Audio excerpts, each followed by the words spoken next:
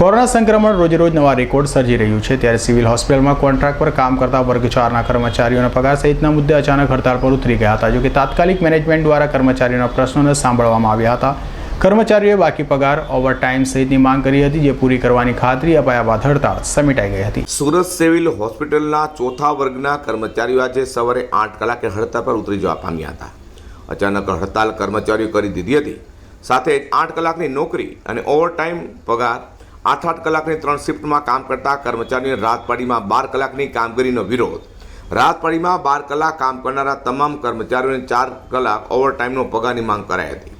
કોરોનાના વધતા કેસને લઈને કર્મચારીઓની ફરી હડતાળ પર ઉતરવાની વાત બાદ સિવિલનું તંત્ર દોડતું થવા પામ્યું હતું. વર્ગ 4ના કર્મચારીઓ સવારે 8 વાગે અચાનક પાડેલી હડતાળના અંતે 10 વાગ્યા આસપાસ સમાધાન થઈ જવા પામ્યું હતું. કર્મચારીઓના પેન્ડિંગ મુદ્દાઓના ઉકેલ લાવવાની વાત કરવામાં આવી હતી, જેથી કર્મચારીઓ ફરીથી કામ પર વળગી જવા પામ્યા હતા. જોકે 2 કલાક માટે સિવિલ હોસ્પિટલમાં દર્દીઓ સહિતનાને હાલાકીનો સામનો કરવો પડ્યો હતો. સિવિલ હોસ્પિટલમાં 1 મહિનામાં ત્રીજી વાર સફાઈ કર્મચારીઓની હડતાળ બાદ તંત્રના મેનેજમેન્ટ સામે સવાલ ઊભા થયા છે. કોન્ટ્રાક્ટરની કામગીરીની શંકા દાયરામાં આવી જવા પામી છે.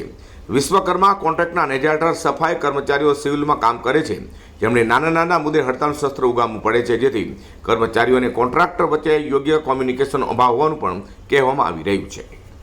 અઝર કુરશી સાથે પ્રકાશવાળા, G20 ન્યૂઝ.